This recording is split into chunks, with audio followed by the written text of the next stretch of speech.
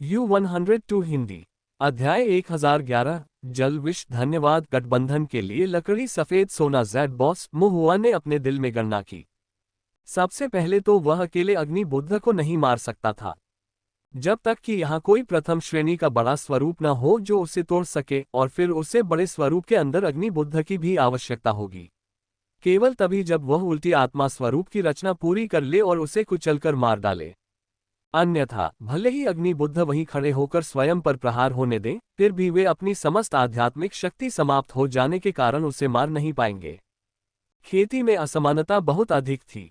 परिस्थितियों को देखते हुए एकमात्र विकल्प हत्या करने के लिए उधार लिए गए चाकू का उपयोग करना होगा। दानव साधक अग्नि बुद्ध को मारने के लिए अंकलगू इस चाकू का उपयोग करे। जब तक वह अग्नि बुद्ध को मार सकता था, अंकलगू को शायद चाकू के रूप में इस्तेमाल किए जाने में कोई आपत्ति नहीं होगी। वह भी उसकी मदद कर रहा था। मुहुआ ने एक बार फिर उन दो लोगों को देखा जो अपने मंत्रों से लड़ रहे थे। अंकलगू की साधना अग्नि बुद्ध से अधिक थी, लेकिन उन्हें अपनी साधना को दबाना था, इसलिए वे अपने हाथ बांधकर लड़ रहे थे। अग्नि बुद्ध अलग थे, वे अपनी पूरी शक्ति का उपयोग कर सकते थे, बिना किसी रोक टोक के मंत्रों का जाप कर सकते थे। आग की लपटें भड़क उठीं और पूरा पहाड़ ढक गया। अग्नि बुद्ध की साधना आधारशिला शिखर पर थी और ऐसा लग रहा था कि वे स्वर्णिम कोर तक पहुंचने से केवल एक कदम दूर थे। और उसकी आध्यात्मिक शक्ति, जो उसके सीने में स्थित दो ज्वाला हृदयों से बल पाती थी, लगभग अंकलगू जितनी ही अच्छी थी। उसने अभी अभी रक्त की गोली ली थी, जिससे उसकी रक्त क्यूई और आध्यात्मिक शक्ति पुनः बहाल हो गई थी। इस बीच उसकी दुष्ट क्यूई, हालांकि अंकलगू में भय पैदा करने के लिए अपर्याप्त थी, लेकिन वह अंकलगू के दिमाग को सूक्ष्म रूप से प्रभावित कर रही थी। इस तरह से आगे बढ़ते हुए युद्ध के परिणाम की भविष्यवाणी करना वास्तव में कठिन था। कुछ देर विचार करने के बाद मुहुआ ने अपने दिल में कुछ गणनाएं की, फिर छिपे रहते हुए अंकलगू और अग्नि बुद्ध के पास जाना जारी रखा। सबसे पहले मैं उसकी बुरी क्यूई को तोड़ूंगा, मुहुआ ने मन ही मन बुदबुदाया। ऐसा लग रहा था कि दुष्ट क्यूई उसके लिए किसी काम की नहीं है। उसकी दिव्य इंद्रिय में परिवर्तन आ चुका था, उसके दिव्य विचार अनगिनत लड़ाइयों से गुजर चुके थे, और उसने बहुत सारे भूतों, लाशों, दानव राक्षसों को निगल लिया था, इसलिए दुष्ट क्यूई उसे प्रभावित नहीं कर सकती थी। लेकिन अंकलगू अलग थे। वह एक फॉर्मेशन मास्टर नहीं था, और यद्यपि उसकी दिव्य भावना मजबूत थी, यह अस्थिर थी और बुरी क्यूई द्वारा आसानी से नष्ट हो जाती थी, जिससे आवेग और बेचैनी पैदा होती थी, इसलिए उसकी ताकत वास्तव में प्रभावित हुई थी। दुष्ट क्यूई को तोड़ने से अग्नि बुद्ध थोड़ा कमजोर हो जाएगा और अंकलगू थोड़ा मजबूत हो जाएगा। और बुरी क्यूई को तोड़ने की कुंजी आंखों में है, यह मुहुआ का अनुमान था।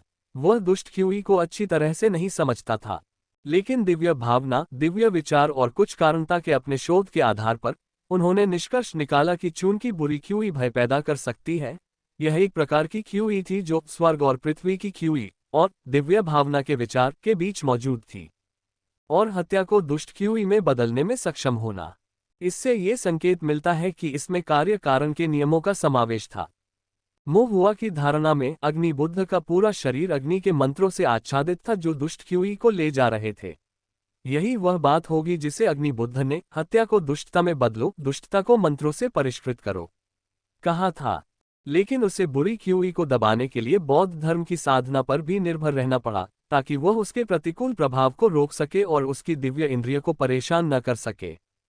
इससे पता चलता है कि दुष्ट क्यूई स्वयं भी दिव्य विचार से संबंधित था।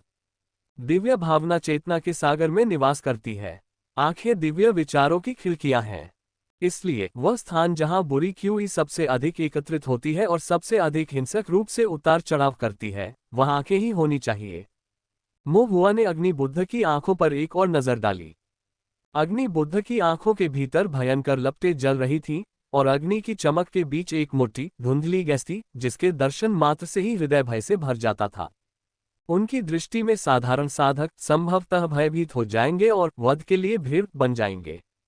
युद्ध के दौरान अंकलगू ने भी अग्नि बुद्ध की आंखों में ज्यादा देर तक देखने की हिम्मत नहीं की, क्योंकि वे स्पष्ट रूप से अग्नि और दुष्ट क्यूई की आंखों से बहुत सावधान थे। इसलिए मुहुआ ने धैर्यपूर्वक अवसर की प्रतीक्षा की। दूसरी ओर गू चांगहुआई और अग्नि बुद्ध के बीच लड़ाई गतिरोध में जारी रही। हर जगह आग और पवन ब्लेड उड़ रहे थे। गू चांगहुआई ने अपनी पवन सवार पंख परिवर्तन कला का प्रयोग किया और जैसे ही उन्होंने अपने फोल्डिंग पंखे को लहराया, हवा के झोंकों को पवन ब्लेड में बदल दिया और उन्हें अग्नि बुद्ध की ओर तेजी से भेज दिया। अग्नि बुद्ध के एक झांक के भीतर आने वाली किसी भी पवन ब्लेड को आग की दीवार द्वारा अवरुद्ध कर दिया गया था। आग की ये दीवार, जिसमें लपटों को ईंटों के रूप में इस्तेमाल किया गया था, ऊर्ध्वाधर और क्षैतिज रूप से चलती हुई सुनहरी रेखाओं से गुंथी हुई थी, एक विशाल ज्वलंत कांस्य की तरह दिखती थी। यह अवश्य ही अग्नि बुद्ध के कसाया से जुड़े रक्षात्मक मंत्रों में से एक होगा। आग की दीवार अधिकांश पवन ब्लेडों को निष्क्रिय कर देगी। शेष बचे पवन ब्लेडों को अग्नि बुद्ध ने अपनी गतिशीलता तकनीक का उपयोग करके चकमा दे दिया। हालांकि अग्नि बुद्ध की गति तकनीक बहुत चुस्त नहीं थी और उनकी कसाया रक्षा में भी अंतराल थे। लगभग 1 दर्जन राउंड के बाद मो हुआ को अंततः एक अवसर दिखाई दिया। उस क्षण जब अग्नि बुद्ध ने अपनी अग्नि की दीवार का उपयोग करके कई दर्जन पवन ब्लेडों को निष्क्रिय कर दिया था, तब उन्होंने अपनी गतिशीलता तकनीक से कुछ पवन ब्लेडों को चकमा दिया, जबकि उनकी आध्यात्मिक शक्ति अभी पूरी तरह से चक्रित नहीं हुई थी और उनके कदम बस रुकने ही वाले थे। मो हुआ ने हाथ बढ़ाया और इशारा किया। तुरंत ही एक चमकदार सुनहरी रोशनी निकली जो अग्नि बुद्ध की आंखों पर पड़ी। यह एक बुनियादी मंत्र था, स्वर्ण प्रकाश कौशल। ये कुछ ऐसा था जो मो हुआ ने पाप साधकों को लूटने से सीखा था, और चूंकि यह कठिन नहीं था, इसलिए उसने इसे सहजता से सीख लिया था। मो हुआ को अभी भी ताइक्सू गेट के एलडीई का दाववादी कौशल में मार्गदर्शन याद था। हजारों मंत्रों को अपने अंदर समाहित कर लें। उपयोग की कला हृदय में निहित है। यही सभी मंत्रों में प्रवीणता का सार था। मंत्र केवल शक्ति पर ही निर्भर नहीं करता, बल्कि उसके कार्य पर भी निर्भर करता है। इस स्वर्ण प्रकाश कौशल में बहुत अधिक शक्ति नहीं थी, लेकिन इसमें स्वर्ण श्रृंखला आध्यात्मिक शक्ति का शुद्ध सार था जो अत्यंत चमकदार था और साधक की आंखों के लिए विशेष रूप से हानिकारक था। अन्य भागों पर प्रहार करना गुदगुदी जैसा था, लेकिन आंखों पर चोट लगना बहुत दर्दनाक था। यह एक भयावह मंत्र था जिसमें प्रबल स्थानीयकृत विनाशकारी क्षमताएं थीं। अग्नि बुद्ध ने कभी यह आशा नहीं की होगी कि इस वेदी पर कोई और भी होगा, और न ही किसी घात से अचंभित होगा। भले ही उसे इसकी आशंका थी, आध्यात्मिक शक्ति और आंदोलन तकनीक के चक्र में रुकावटों के बीच उस क्षण में वह चकमा नहीं दे सकता था। और मो हुआ का जादू बहुत तेज था। अग्नि बुद्ध की आंखें सुनहरी रोशनी से छिद गईं और खून से सने आंसुओं की 2 धाराएं निकल आईं। हर पलक झपकने पर दर्द हो रहा था और उनकी दृष्टि कुछ धुंधली हो गई थी। उसके शरीर के चारों ओर की उदास बुरी ख्यूई भी काफी हद तक नष्ट हो गई। अग्नि बुद्ध को आश्चर्य भी हुआ और क्रोध भी। वह घृणित खलनायक कौन है जो चुपके से हमला करने की हिम्मत करता है? उसकी दृष्टि धुंधली हो गई। उसने अपनी दिव्य इंद्रिय से उस क्षेत्र का सर्वेक्षण किया, लेकिन चारों ओर केवल श्वेतता का शून्य था। केवल गु चांगहुआई की प्रचंड आध्यात्मिक शक्ति थी। किसी अन्य साधक का कोई नामोनिशान नहीं था, किसी को भी नहीं। अग्नि बुद्ध का हृदय कांप उठा। गु चांगहुआई की निगाहें भी तेज हो गईं और उसके दिल में ठंडक महसूस हुई। अभी जो ताओवादी कौशल, क्या वह स्वर्ण प्रकाश कौशल था? मो हुआ। गु चांगहुआई ने धीरे से अपनी दिव्य इंद्री को झटक दिया और एक कोने में एक अस्पष्ट और डरपोक छोटी आकृति को पाया। उनमें स्वर्णिम कोर की दिव्य अनुभूति थी, लेकिन वे केवल उसकी रूपरेखा ही बना सकते थे। गु चांगहुआई को ये बात अविश्वसनीय लगी। ये बच्चा, क्या वह गोल्ड लाइट स्किल का भी उपयोग कर सकता है? और उसके हमले का समय बहुत सही था। गु चांगहुआई आश्चर्यचकित रह गया। फिर उसे एहसास हुआ कि अग्नि बुद्ध के चारों ओर की बुरी ख्यूई नष्ट हो गई थी और वह मो हुआ के इरादे को समझ गया। गु चांगहुआई की निगाहें धुंधली पड़ गईं और बिना किसी हिचकिचाहट के उन्होंने सीधे मंत्र का प्रयोग किया तथा अग्नि बुद्ध पर अपना हमला जारी रखा। इस बराबरी की लड़ाई में कोई भी मामूली बदलाव परिणाम बदल सकता है। अब मो हुआ की मदद से संतुलन टूट गया। युद्ध में अनुभवी गु चांगहुआई को और कुछ कहने की जरूरत नहीं थी। वह जानता था कि आगे क्या करना है। इसके अलावा केवल अग्नि बुद्ध को पूरी तरह से दबाकर ही मो हुआ सुरक्षित हो सकता था। अन्यथा मो हुआ के छोटे शरीर के साथ यदि अग्नि बुद्ध उसे ढूंढ लेते तो किसी मंत्र का हल्का सा प्रभाव भी लाभ की बजाय अधिक हानि पहुंचा सकता था। इस विचार के साथ गु चांगहुआई की आभा बढ़ गई और पवन ब्लेड हवा को भेदते हुए तीरों की बौछार की तरह उड़ गए। अग्नि बुद्ध को अचानक दबाव दोगुना महसूस हुआ। उसने उस दुष्ट खलनायक को खोजने के लिए अपनी दिव्य इंद्री का विस्तार किया जिसने उस पर घात लगाया था, लेकिन गु चांगहुआई ने अपने क्रूर हमलों से उसे जल्दबाजी में जवाब देने के लिए मजबूर कर दिया और मो हुआ से निपटने के लिए उसे एक पल का भी ध्यान भटकने नहीं दिया। मो हुआ ने सिर हिलाया। जैसा कि अंकल गू से अपेक्षा की जाती है, बिना बोले ही आपको पता था कि क्या करना है। अग्नि बुद्ध की आंखें दर्द से जल उठीं। यद्यपि शीघ्र शरीर पुनर्जनन के लिए वह अपनी उच्च साधना और गहन आध्यात्मिक शक्ति पर निर्भर था, उसने शीघ्र ही अपनी दृष्टि पुनः प्राप्त कर ली। वह अब अपनी आंखों से बुरी क्यूई पर ध्यान केंद्रित नहीं कर सकता था। जैसे ही वह बुरी क्यूई इकट्ठा करता, उसकी आंखों में ऐसी जलन होने लगती जैसे उनमें सुइयां चुभ रही हो और उस पर घात लगाकर हमला किया जाएगा। जब भी उसकी निगाह बुरी क्यूई को इकट्ठा करने पर केंद्रित होती, मानो अभिशप्त हो, तो सुनहरे प्रकाश की एक किरण आती और उसकी आंखों में चुभ जाती। धतेरी की अग्नि बुद्ध के भीतर क्रोध उमड़ पड़ा। दुष्ट क्यूई के बिना गु चांगहुआई को चिंता करने की एक बात कम हो गई थी और वह स्वयं भी नुकसान में था। लेकिन लड़ाई अभी भी जारी रह सकती है। जीवन मरण की लड़ाई में किस्मत पलक झपकते ही बदल सकती है और कोई भी अंतिम क्षण तक विजेता का अनुमान नहीं लगा सकता। अग्नि बुद्ध की हत्या की मंशा फिर भड़क उठी। वह गु चांगहुआई को मारना चाहता था। भले ही वह गु चांगहुआई को नहीं मार सकता था, लेकिन उसे छाया में छिपे दुष्ट खलनायक का वध करना था। उसका मंत्र शक्तिशाली नहीं था, वह फाउंडेशन स्थापना के प्रारंभिक चरण में होना चाहिए। ये निश्चित नहीं है कि वह कैसे छिप रहा था, लेकिन जब तक वह स्वयं को प्रकट करता, वह गिरती आग से जलकर राख हो जाता, निस्संदेह एक मृत व्यक्ति। अग्नि बुद्ध ने उपहास किया। फिर उन्होंने गु चांगहुआई के साथ अपनी लड़ाई जारी रखी। लेकिन जैसे जैसे युद्ध आगे बढ़ा, अग्नि बुद्ध को एहसास हुआ कि कुछ गड़बड़ है। अन्य मंत्र भी थे, न केवल स्वर्ण प्रकाश कौशल, बल्कि जल कारागार तकनीक, क्विकसेंट कौशल और अन्य विभिन्न पंचतत्व मंत्र, सभी तीव्र और सटीक, सुई में धागा डालने की तरह, उसे पीठ में छुरा घोंपने जैसे। ये मंत्र शक्तिशाली नहीं थे और निम्न श्रेणी के कारण इनका प्रभाव सीमित था। लेकिन भले ही वे सीमित थे, फिर भी उनका प्रभाव पड़ा। जब भी वह गु चांगहुआई के मंत्रों से बचने या उनका मुकाबला करने की कोशिश करता, तो ये कष्टप्रद मंत्र उसे रोक लेते। अग्नि बुद्ध क्रोधित हो गए और मन ही मन कोसने लगे। ये कैसा घृणित व्यक्ति था। उचित मंत्र नहीं सीखना, बल्कि सभी प्रकार की कष्टप्रद चालों में निपुणता प्राप्त करना। सौभाग्य से ये मंत्र निम्न स्तर के हैं और ज्यादा खतरा पैदा नहीं करते, अन्यथा। अग्नि बुद्ध ने सोचा, लेकिन अचानक उनके पैरों के नीचे डूबने जैसा एहसास हुआ और जमीन हिल गई। उसने नीचे देखा और उसकी पुतलियां सिकुड़ गईं। उसके पैरों के नीचे स्याही का एक तालाब कहीं से प्रकट हो गया था, जमीन में रिस गया था और भूरे रंग के पैटर्न की रेखाएं बनाने लगा था, जिससे एक गठन। अग्नि बुद्ध को अविश्वास हुआ। ये संरचना कहाँ से आए? कुछ ही क्षण पहले तो जमीन साफ थी, फिर अचानक एक संरचना कैसे प्रकट हो गई? ऐसा लग रहा था जैसे कोई भूत इस संरचना का चित्र बना रहा हो। और इन गठन पैटर्नों को देखते हुए एक द्वितीय श्रेणी मध्य स्तरीय गठन। अग्नि बुद्ध का हृदय बैठ गया। द्वितीय श्रेणी मध्य स्तरीय संरचना आधार स्थापना के अंतिम चरण में साधक के लिए खतरा बन सकती है। जैसे ही उसने उस संरचना से बचने के लिए अपनी गति तकनीक का इस्तेमाल करने की सोची, उसके पैरों के नीचे धूसर प्रकाश की एक चमक दिखाई दी।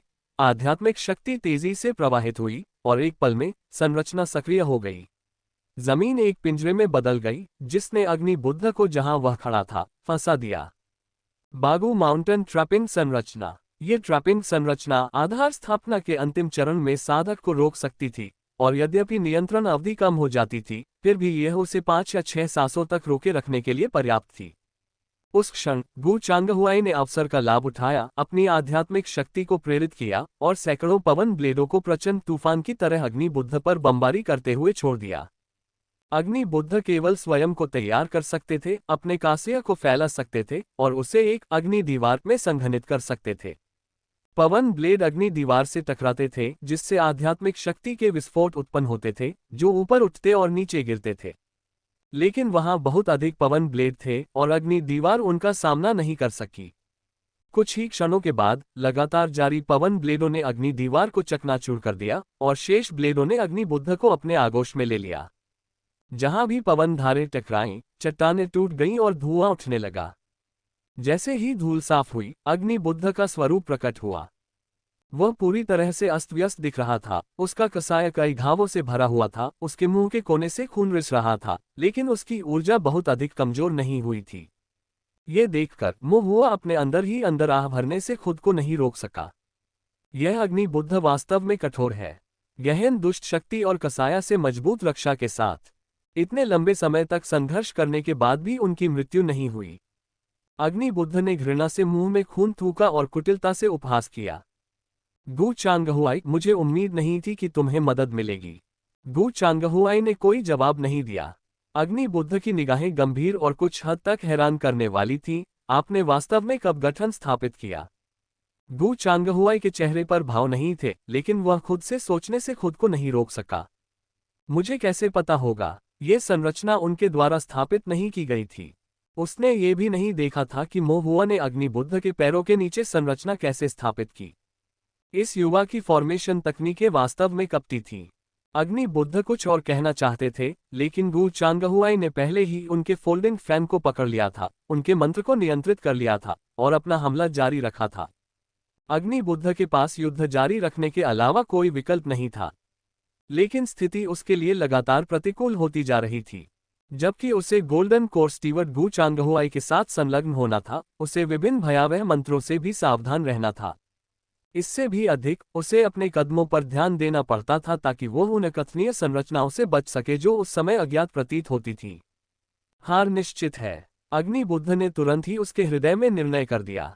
जब साधक अपने जादू के साथ द्वंद्वयुद्ध करते हैं और स्थिति गतिरोध की स्थिति में पहुंच जाती है, तो उत्पन्न होने वाला कोई भी परिवर्तन ऊंट की पीठ तोड़ने वाला आखिरी तिनका हो सकता है। और अब वहां एक तिनके से कहीं अधिक चीजें थीं। यह एक बढ़ता हुआ ढेर बनता जा रहा था। यदि ऐसा ही चलता रहा तो वह सचमुच उस घृणित व्यक्ति के जाल में फंस जाएगा जो छाया में छिपा हुआ है और गु चांगहुआई के हाथों अपनी जान गंवा देगा। सब कुछ खोने से बेहतर है पीछे हटना और फिर से संगठित होना। इससे पहले कि उसकी शक्ति पूरी तरह समाप्त हो जाए, उसे भागना ही था। अग्निबुद्ध ने अचानक अपनी दुष्ट शक्ति को जगाया तथा गु चांगहुआई पर आक्रमण करते हुए खूनी वर्षा की एक लहर उठा दी। गु चांगहुआई का रंग गहरा हो गया और उसके पास पीछे हटने के अलावा कोई विकल्प नहीं बचा। इस अंतराल का लाभ उठाते हुए अग्निबुद्ध ने अपनी गति तकनीक का उपयोग किया और अग्नि की ज्वाला में परिवर्तित होकर वेदी के सामने पहुंच गए। उसने ईंटों में छिपी गुप्त पुस्तिका को अपने हाथ से उठाने की कोशिश की, लेकिन जब उसकी दिव्य इंद्रिय प्रवाहित हुई तो उसने पाया कि ईंटों के अंदर का स्थान खाली था। अग्निबुद्ध के हृदय में आघात हुआ गया। उसने फिर ऊपर देखा, अपने आसपास का निरीक्षण किया। उसकी पुतलियां जोर जोर से हिल रही थीं।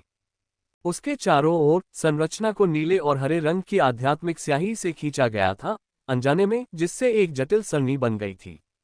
ये संरचना पिछले संरचनाओं से भिन्न थी, स्पष्टतः अधिक गहन थी। और संरचना के भीतर जल क्यूई धुंधला था, जिसने गुप्त रूप से उसकी अपनी अग्नि आध्यात्मिक शक्ति को नियंत्रित किया। अग्निबुद्ध का चेहरा पीला पड़ गया। हालांकि मोहुआ की आंखों में एक चमकदार चमक थी और उसके मुंह के कोने पर एक विजयी मुस्कान थी। द्वितीय श्रेणी 16 पैटर्न यीमू जलविश जटिल संरचना। ये वह संरचना थी जिसे मोहुआ ने पहले ही अग्निबुद्ध के लिए सावधानीपूर्वक चुना था, जिसे विशेष रूप से एक महत्वपूर्ण क्षण में उस पर घात लगाने के लिए डिजाइन किया गया था। उन्होंने ताइजू मेरिट पवेलियन से इस जटिल संरचना का आदान प्रदान किया था। यह अग्निबुद्ध के विरुद्ध सबसे अधिक संयमी संरचना थी जिसे मोहुआ अब तक सीख सका था। यीमू जल विष में जल और लकड़ी के तत्वों को मिलाया गया, जिससे 5 तत्वों का मिश्रण हुआ, जिसमें जल ने यीमू आध्यात्मिक शक्ति में विष के रूप में कार्य किया। जल अग्नि को रोकता है जबकि लकड़ी अग्नि उत्पन्न करती है। तथाकथित जल विष वास्तविक विष नहीं था, बल्कि इन शीत जल आध्यात्मिक शक्ति को संदर्भित करता था, जिसे समाप्त करना कठिन था तथा ये विष की तरह कार्य करता था। एक और यीमू में जल विष डालकर वह अग्निबुद्ध की दुष्ट अग्नि शक्ति का मुकाबला करने के लिए जल विष का उपयोग कर सकता था। दूसरी ओर यीमू आध्यात्मिक शक्ति जिसने जल विष को आत्मसात कर लिया था, अग्नि आध्यात्मिक शक्ति का पोषण करते हुए जल विष को भी अपने भीतर गहराई से समाहित कर लेगी। इस प्रकार जल विष अनंत काल तक चक्रित होता रहेगा। और जल और अग्नि असंगत थे, एक दूसरे को प्रतिकर्षित करते थे। तब अग्निबुद्ध को जलीय शीतलता और अग्नि में गर्मी दोनों की पीड़ा झेलनी पड़ेगी और अल्पावधि में इसे समाप्त करना कठिन होगा। इस संरचना के साथ एकमात्र समस्या ये थी कि इसे बनाने में बहुत अधिक समय लगता था। द्वितीय श्रेणी 16 पैटर्न जटिल संरचना मोहुआ की दिव्य इंद्रिय क्षमताओं से थोड़ा परे थी। लेकिन सौभाग्य से गुणात्मक परिवर्तन के बाद मोहुआ की दिव्य भावना मजबूत और दृढ़ हो गई थी और वह अधिक कठिन संरचनाओं को भी चित्रित करने में सक्षम थी।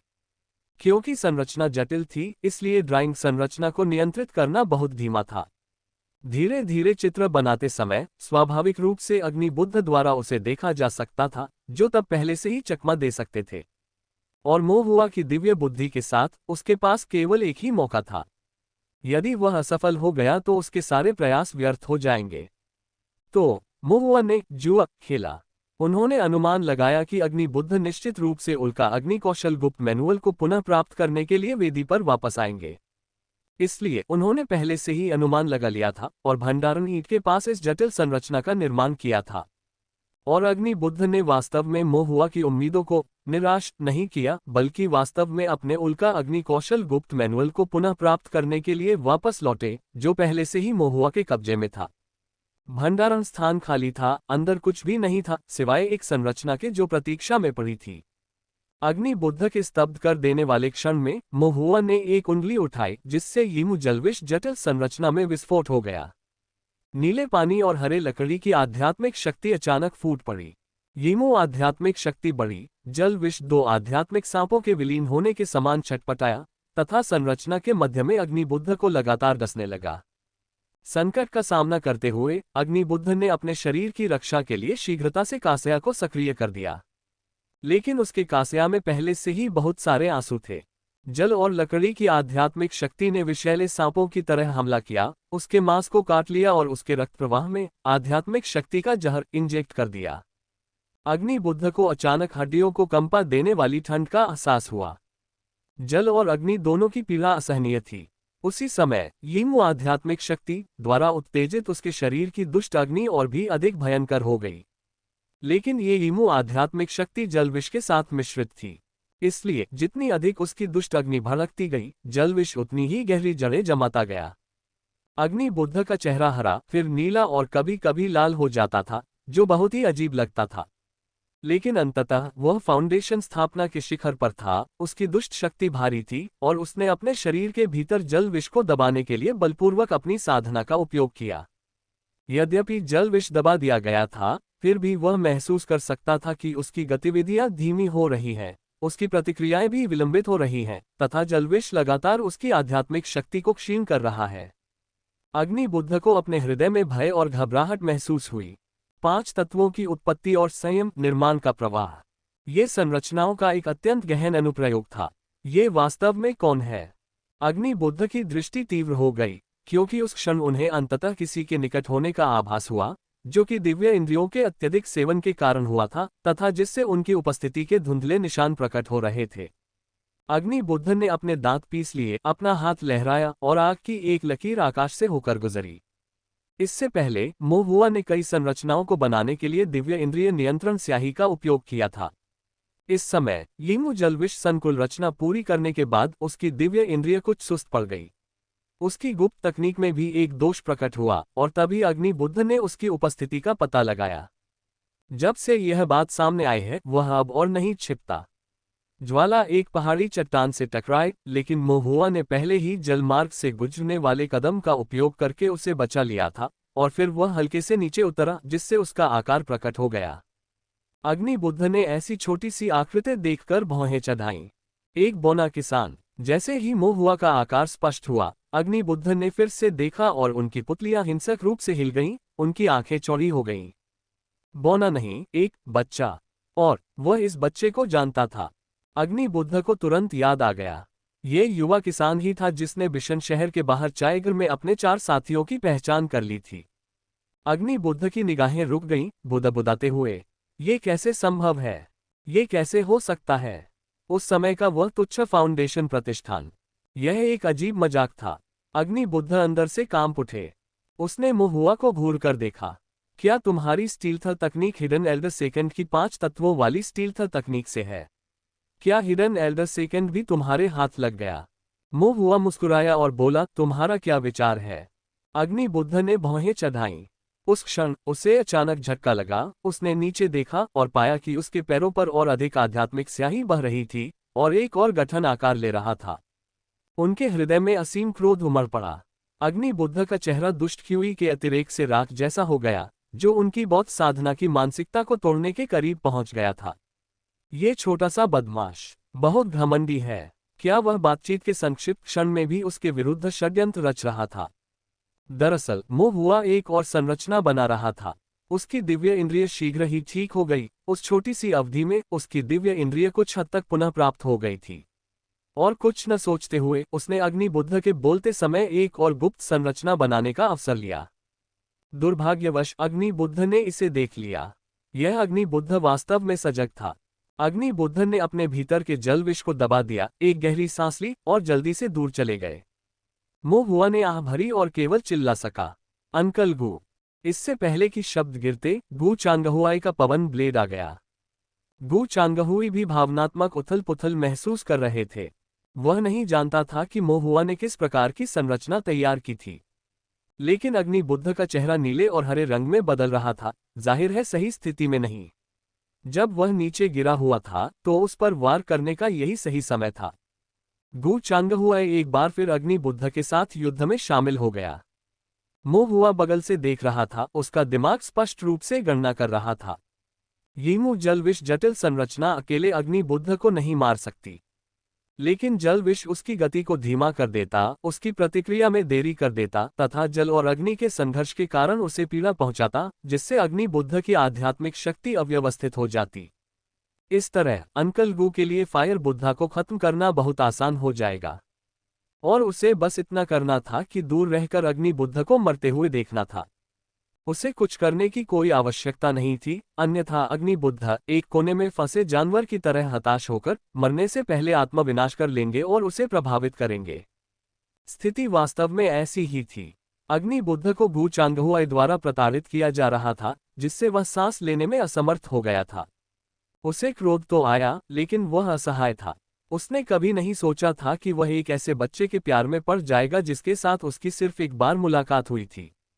उसके बिना भले ही वह गू चांगहुआई को हरा न सके, उसने भागने के लिए पर्याप्त साधन तैयार कर लिए थे। अब जैसा नहीं, इस वेदी में घिरा हुआ, किसी जादू से आंख में छुरा घोंपा हुआ, किसी संरचना द्वारा फंसाया हुआ, विष दिया हुआ। धिक्कार है तुझ पर, छोटे शैतान। अग्नि बुद्ध का चेहरा हत्या की भावना से भरा हुआ था, लेकिन उसका गुस्सा बेमानी था। मोहुआ उसे ऐसे देख रहा था जैसे कोई बाघ अपने शिकार पर नजर रखता है। वह वेदी से बच नहीं सकता था, और उसके घाव धीरे धीरे गहरे होते जा रहे थे। वह पानी के जहर को दबाने में लगातार असमर्थ होता जा रहा था। अग्नि बुद्ध केवल अपनी गहन दुष्ट शक्ति पर ही भरोसा कर सकते थे, ताकि वे मुश्किल से आगे बढ़ सकें। ये देखते हुए कि अगले आधे घंटे में वह पूरी तरह से थक जाएगा और वेदी पर ही मर जाएगा। इस समय दानव महल के ऊपर से एक शक्तिशाली कंपन आया। इसके भीतर असंख्य संरचना पैटर्न आपस में टकरा रहे थे और संरचना विस्फोटों की गंध आ रही थी। मोहुआ की अभिव्यक्ति बदल गई। दानव महल ने अपना आत्म विनाशकारी गठन सक्रिय कर दिया था। उसने अपना सिर अग्नि बुद्ध की ओर घुमाया और अग्नि बुद्ध के चेहरे पर मृत्यु के प्रति समर्पण का भाव देखा। मरते हुए अग्नि बुद्ध, जिनका चेहरा खून से लथपथ था, विचित्र ढंग से मुस्कुराए। आप सभी मेरे साथ यहीं दफन होंगे। बुराई को गिरती आग में बदलना। वेदी के ऊपर कंपन धीरे धीरे तेज हो गया और मलबा पहले से ही झुंड में गिर रहा था। गू चांगहुआई ने भौहें चढ़ाईं। मोहुआ की निगाहें तेज हो गईं और उसने तुरंत कहा, अंकल गू, फॉर्मेशन ने खुद को नष्ट करना शुरू कर दिया है। दानव महल रहने वाला है। कितना लंबा? मोहुआ ने ढहते हुए गठन की आध्यात्मिक शक्ति की मात्रा का अनुमान लगाने के लिए अपनी दिव्य इंद्रिय जारी की। 30 मिनट से भी कम। गू चांगहुई ने अपने दांत भींच लिए। वह भविष्य के खतरे को पूरी तरह से समाप्त करने के लिए उसी समय अग्नि बुद्ध को वेदी पर रोकना चाहता था, लेकिन अग्नि बुद्ध जल विष के कारण घिरे हुए और धीमे पड़ चुके थे। उनकी सांसें कमजोर हो रही थीं। वास्तव में उनकी गति समाप्त नहीं हुई थी। ऐसे राक्षस साधकों को मारना अत्यंत कठिन था। उसे खत्म करने के लिए 30 मिनट पर्याप्त नहीं होंगे। इसके अलावा मोहुआ भी इस वेदी के भीतर था। यहाँ तक कि अगर वह जोखिम उठाना चाहता था और अग्नि बुद्ध को जबरन मारना चाहता था, तो उसे मोहुआ की सुरक्षा का भी ध्यान रखना था। मोहुआ की संरचना प्रतिभा के साथ उसका भविष्य असीम था। उसे अग्नि बुद्ध जैसे राक्षसी जानवर के साथ दफनाने के लिए पीछे नहीं छोड़ा जा सकता था। पहले भागो। गू चांगहुआई ने अग्नि बुद्ध को ठंडी नजर से देखा और तुरंत मोहुआ से कहा, चल ठीक है। मोहुआ ने संकोच नहीं किया। यद्यपि वेदी ऐसी लगती थी मानो वह उसके लिए ही बनाई गई हो, फिर भी वहां बैठना बहुत आरामदायक था और उसका क्षतिग्रस्त होना दुखद था। वह इस उदास दानव गुफा में इसके साथ दफन होना नहीं चाहता था। उसका अपना जीवन अधिक महत्वपूर्ण था। मो हुआ और गू चांगहुआई ने फिर एक साथ अपनी गति तकनीकों को सक्रिय किया। एक आकृति हवा की तरह, दूसरी बहते पानी में परिवर्तित हो गई। दोनों अपनी पूरी ताकत के साथ वेदी के बाहर की ओर भाग गए। अग्नि बुद्ध जानबूझकर कुछ देर तक रुके, जब तक कि गू चांगहुआई और मो हुआ दूर नहीं चले गए। उसके बाद उन्होंने रक्त असामान्यता की गोली ली और उसे निगल लिया। रक्त क्यूई और बुरी शक्ति की धाराएं उसकी रक्त वाहिकाओं में बह निकली। मुझे मारने की कोशिश करना इतना आसान नहीं होगा। अग्नि बुद्ध ने ठंडी हंसी हंसी, उनकी मुस्कान में गहरा अर्थ छिपा था। फिर उसने जल विष को दबाने के लिए गोली की शक्ति का प्रयोग किया और अपनी गति तकनीक को सक्रिय किया। उसकी आकृति अग्नि प्रकाश में लिपटी हुई वेदी से बाहर भाग गई। मो हुआ और गू चांगहुई वेदी छोड़कर बड़े हॉल में आए। बड़े हॉल के अंदर भी इसी तरह अव्यवस्था थी तथा बिखरे हुए आंकड़े बहुतायत में थे। कुछ ताओवादी दरबार के आधिकारिक साधक अभी भी खंडित दानव साधकों के विरुद्ध लड़ रहे थे। कुछ प्रवर्तन नेताओं ने दानव साधकों को मारने के लिए उनका पीछा किया। अन्य लोगों ने दानव महल को हिलते हुए देखा और वे हतप्रभ होकर खड़े हो गए। उन्हें समझ नहीं आ रहा था कि क्या करें। गू चांगहुआई ने भौहें चढ़ाई और ठंडे स्वर में आदेश दिया, सभी लोग दानव महल खाली कर दें। फिर उसने एक हाथ से मो हुआ को पकड़ लिया और साथ में बाहर निकलने लगे। गू चांगहुआई एक गोल्डन कोर कल्टीवेटर थे और उन्होंने विंड एस्केप स्किल का भी अभ्यास किया था। मो हुआ की गति तकनीक उनकी तुलना में बहुत कम तीव्र थी। इसके अलावा इस समय दानव महल ढहने के कगार पर था। अराजकता का शासन था। चारों ओर भटके हुए दानव साधक और साथ ही घबराए हुए प्रवर्तन नेता थे और कभी कभी ऊपर से बड़े पत्थर गिरते थे। गू चांगहुआई को मो हुआ को व्यक्तिगत रूप से पकड़े रखने में अधिक सहजता महसूस हुई। इस प्रकार मो हुआ को असहाय भाव से लंबे और पतले गू चांगहुआई द्वारा ले जाया गया और दृश्य तेजी से उसके सामने से गुजर रहा था। चीखें चीखें, गिरते पत्थरों की आवाजें और कभी कभी किसानों के हथियारों की टकराने की आवाजें उसके कानों में गूंजती रहती, जिससे लगातार उथल पुथल बढ़ती जाती। वेदी डूब गई, महान हॉल ढह गया, उसके बाद भूल भुलैया खंडहर में गिर गई और फिर अंदर से बाहर, केंद्रीय हॉल से बाहरी हॉल तक संरचना ने खुद को परत दर परत नष्ट कर दिया। दानव महल ढह गया। कौन जानता है कि इसमें कितना समय लगा, लेकिन मो हुआ की दृष्टि बदल गई और उसने महसूस किया कि वे दानव की गुफा के बाहर आ गए थे। आकाश विशाल था और पहाड़ों पर धुंध छाई हुई थी। उनके चारों ओर बिशन शहर की ऊंची ऊंची पहाड़ियां और खड़ी चोटियां थीं। मो हुआ ने पीछे मुड़कर देखा कि दानव की गुफा को छुपाने वाली एकमात्र चोटी अंदर की ओर ढह रही थी, जैसे गर्म सूप में पिघलती बर्फ, और उसके साथ एक जबरदस्त गर्जना भी हो रही थी। और दानव की गुफा के प्रवेश द्वार पर कई साधक उन्मत्त होकर भाग रहे थे। उनमें से अधिकांश ताओवादी दरबार के आधिकारिक साधक थे तथा कुछ दानव साधक भी थे। दानव महल से भागकर आए दोनों गुटों ने एक बार फिर एक दूसरे के खिलाफ संघर्ष करना शुरू कर दिया। कुछ दानव साधकों ने भागने के प्रयास में अराजकता का लाभ उठाया, लेकिन गू चांगहुआई ने पत्थर के पुल को अवरुद्ध कर दिया और जो भी बाहर निकला उसे मार डाला। मो हुआ पास ही छिपा रहा और दानव साधकों को नियंत्रित करने के लिए गुप्त रूप से मंत्रों का प्रयोग करता रहा। यदि कोई गू चांगहुआई की तत्काल पहुंच से बच निकलता तो मो हुआ उन्हें फंसाने के लिए जलजेल तकनीक या जेन माउंटेन फॉर्मेशन का उपयोग करता। फिर गू चांगहुआई उन्हें खत्म कर देगा। इस तरह से लगभग एक दर्जन दानव साधकों को मारने के बाद दानव महल के प्रवेश द्वार पर अचानक एक रक्त लाल आकृति प्रकट हुई। यह अग्नि बुद्ध था। वह भी भाग निकला था। जैसे ही अग्नि बुद्ध बाहर निकले, पूरा पर्वत शिखर धमाका कर पूरी तरह से ढह गया, जिससे पूरा दानव महल और उसके भीतर स्थित विचित्र वेदी दब गई। जो किसान समय पर बच नहीं सके, उन्हें भी दफना दिया गया। गू चांगहुआई घृणा से भर गया, फिर जानलेवा इरादे से अग्नि बुद्ध की ओर मुड़ा और निर्देश दिया, सभी प्रवर्तन नेता पत्थर के पुल की रक्षा करें, इस राक्षसी अग्नि बुद्ध को भागने न दें। इसके बाद जब वह आगे बढ़ा और अग्नि बुद्ध की ओर बढ़ा तो उसके चारों ओर भयंकर हवा चलने लगी। अग्नि बुद्ध ने ठंडी हंसी निकाली और पुनः उल्का अग्नि कौशल का प्रयोग किया, जिससे गू चांगहुआई के पवन ब्लेडों का विरोध करने के लिए आग की घनी बौछार उत्पन्न हुई तथा हिंसक टकराव हुआ। अन्य ताओवादी दरबार के आधिकारिक साधक कुछ पत्थर के पुल की रक्षा करते थे, कुछ अन्य दानव साधकों के विरुद्ध लड़ते थे और कुछ परिधि से गू चांगहुआई का समर्थन करते थे। मो हुआ ने कुछ देर तक देखा और फिर थोड़ा सा भौहें सिकोड़ ली। यह अग्नि बुद्ध इतने कम समय में, ऐसा प्रतीत हुआ कि उसने जल विष को दबा दिया, अपनी अधिकांश चोटों को ठीक कर लिया तथा अपनी अधिकांश बुरी शक्तियों को पुनः प्राप्त कर लिया। एक तिलचट्टे को मारना जितना कठिन। स्थिति गंभीर लग रही थी। फिर युद्ध के बीच में अग्निबुद्ध ने अचानक गु चांगहुआई को दरकिनार कर दिया। उसका शरीर भयंकर लपटों में घिरा हुआ था और एक अनजान प्रवर्तन नेता पर हथेली से प्रहार किया, जिससे उसकी जान लेने की कोशिश की गई। गु चांगहुआई बचाव के लिए आगे बढ़े, जिससे उनके आक्रमण में क्षण भर के लिए बाधा उत्पन्न हो गई। अग्निबुद्ध ने इस विश्राम का उपयोग सांस लेने के लिए किया। उनके मुंह के कोने पर एक ठंडी और भयावह मुस्कान उभर आई। वेदी पर तो तुमने मुझे नहीं मारा, अब तो बहुत देर हो चुकी है। ये सुनकर गु चांगहुआई की अभिव्यक्ति बदल गई और वह देखने के लिए मुड़ा। उसने देखा कि अग्निबुद्ध ने एक शानदार जैड रून को मौके पर ही कुचल दिया। तुरंत ही तीव्र लपटों से घिरी एक भयंकर हवा अग्निबुद्ध के चारों ओर घूमने लगी और उनकी आकृति की गति एक पायदान से भी अधिक बढ़ गई। गु चांगहुआई की पुतलियां सिकुड़ गईं। एक उच्च श्रेणी का रून, एक 10,000 मील का दिव्य यात्रा रून। बस एक पल में अग्निबुद्ध एक उग्र आग की तरह चले गए, गु चांगहुई से आगे निकल गए और कई मीटर की दूरी बना ली। पलक झपकते ही वह कई मीटर आगे बढ़ गया। गु चांगहुआई ने कठोरता से चिल्लाकर कहा, उसे रोको।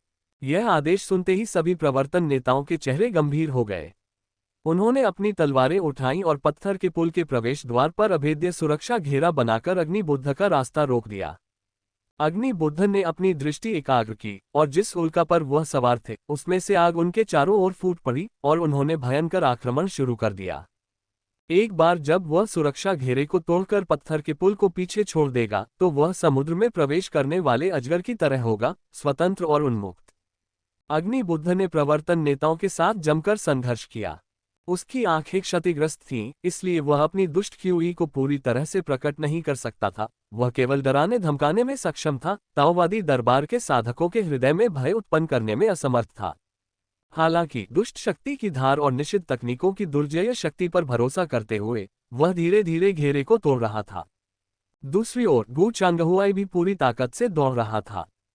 जैसे ही गु चांगहुआई पहुंचने वाला था, अग्निबुद्ध पत्थर के पुल के प्रवेश द्वार के पास पहुंच गए। चारों ओर केवल कुछ प्रवर्तन नेताओं के साथ और गॉड स्पीड टेलिस्मैन के संयोजन के साथ, अपनी उग्र ऊर्जा की एक चिंगारी के साथ वह मुक्त हो सकता था और स्वर्ग में चढ़ सकता था। अग्निबुद्ध के चेहरे पर एक ठंडी और निर्दयी मुस्कान थी। उस क्षण उसके नीचे की जमीन एक बार फिर कांप उठी और उस पर एक परिचित सनसनी छा गई। बिना देखे ही अग्निबुद्ध को पता चल गया, ये फिर से वही लानत संरचना थी। उसकी आंख के कोने से देखने पर यह पुष्टि हुई कि वास्तव में उसके पैरों के नीचे भूरे रंग के संरचना पैटर्न थे, जो एक पत्थर के पिंजरे में परिवर्तित हो रहे थे तथा उसे कुछ समय के लिए बांध रहे थे। ये संरचना सटीक और तीव्र थी। अग्निबुद्ध क्रोधित हो गए। यह अवश्य ही वह अजीब सा छोटा सा भूत होगा जो कहीं छिपा हुआ है तथा एक बार फिर छाया से हमला कर रहा है। इस संक्षिप्त क्षण में ट्रैपिंग फॉर्मेशन ने आकार ले लिया। फायर बुद्ध की गतिविधियों में बाधा उत्पन्न हुई और तुरंत ही कई ताओवादी न्यायालय के प्रवर्तन नेताओं ने घेराबंदी कर हमला कर दिया। उनमें से एक चिल्लाया, अग्निबुद्ध, अपनी मृत्यु का सामना करो। वह युवा, सुंदर और ताओवादी दरबार की नई वर्दी पहने हुए था। वह जियो परिवार के प्रत्यक्ष वंश जियो त्यानक्वान का एक प्रतिभाशाली व्यक्ति था। उन्होंने अभी तक अग्निबुद्ध से सीधे युद्ध नहीं किया था। अब अंतिम क्षण में वह तलवार से वार करने के लिए आगे आया। तलवार का ये प्रहार भयानक था। आध्यात्मिक शक्ति उमड़ पड़ी और वास्तव में वह अग्निबुद्ध के बाएं कंधे पर जा गिरी। लेकिन अग्निबुद्ध कोई साधारण शत्रु नहीं थे। उनके दाहिने हाथ की एक लहर से दुष्ट अग्नि फैल गई, जिसने जियो त्यानक्वान के बाएं हाथ को जला दिया, उसे पीछे हटने के लिए मजबूर कर दिया और उसका आधा शरीर प्रकट हो गया। गु चांगहुआई, जो पीछे से आ रहा था, ने अपनी पूरी ताकत से अपने पंखे को घुमाया, जिससे कई तेज पवन ब्लेड निकले जो अचानक अग्निबुद्ध की पीठ पर लगे, जिससे उसका कांसया टुकड़े टुकड़े हो गया। अग्निबुद्ध ने गु चांगहुआई के हमले को सहन किया। उसके मुंह के कोने से खून टपक रहा था, लेकिन उसके होठों पर एक ठंडी मुस्कान प्रकट हुई। फिर उसने आधे उजागर जियो त्यानक्वान का लाभ उठाते हुए 10,000 मील दिव्य यात्रा रून को सक्रिय किया और एक ज्वलंत ज्वाला की तरह वह भाग निकला। मोहुआ ने एक आखिरी बार जल कारावास तकनीक का प्रयास किया, लेकिन यह व्यर्थ था। अग्निबुद्ध को भागते देख मोहुआ कुछ क्रोधित हुआ। ये जियो त्यानक्वान वास्तव में बेकार है। उसके लिए बेहतर यही था कि वह छुपकर रहे और दूसरों के काम का लाभ उठाता। निर्णायक क्षण में वह पुरस्कार छीनने के लिए छलांग लगा बैठा। ये तो ठीक था, लेकिन फिर उसे कम से कम अग्निबुद्ध को तो मारना ही चाहिए था। या कम से कम उसे वहां बनाए रखने के लिए संघर्ष किया। जैसा कि अब था, अग्नि बुद्ध के साथ कुछ घावों का आदान प्रदान करना और उन्हें भाग जाने देना सफलता के लिए पूरी तरह से अपर्याप्त था और असफलता के लिए अत्यधिक था। मोह हुआ अपने आप से बड़बड़ा रहा था कि अचानक उसकी अभिव्यक्ति चौंक गई। उनकी दिव्य भावना शक्तिशाली थी, उनकी दृष्टि तीक्ष्ण थी, इसलिए अराजकता के बीच भी उन्होंने देखा। जिस क्षण अग्नि बुद्ध भागे, वह और जियो त्यानक्वान एक दूसरे से टकरा गए। और एक क्षण के लिए क्या उन्होंने एक दूसरे को देखा? जियो त्यानक्वान ने अपनी बांह पकड़ रखी थी और उसकी आंखों में कुछ अजीब सा भाव था। और अग्नि बुद्ध जियो त्यानक्वान को देखते हुए एक असाधारण शांत अभिव्यक्ति के साथ थे। उनके बीच एक शब्द भी नहीं बोला गया, ये केवल एक क्षण की बात थी, लेकिन उनकी निगाहें एक दूसरे से थोड़ी सी टकरा गईं। यह एहसास ऐसा था जैसे वे परिचित थे। मोह हुआ अंदर से हिल गया, लेकिन जब उसने दोबारा देखा तो जियो त्यानक्वान की अभिव्यक्ति अब गंभीरता की थी। ऐसा प्रतीत होता था कि वह निराश था कि अग्नि बुद्ध बच गए थे, जबकि अग्नि बुद्ध पहले ही अग्नि की एक किरण में बदल चुके थे। 10,000 मील दिव्य यात्रा रून के साथ उन्होंने स्वतंत्रता का रास्ता खोज लिया था।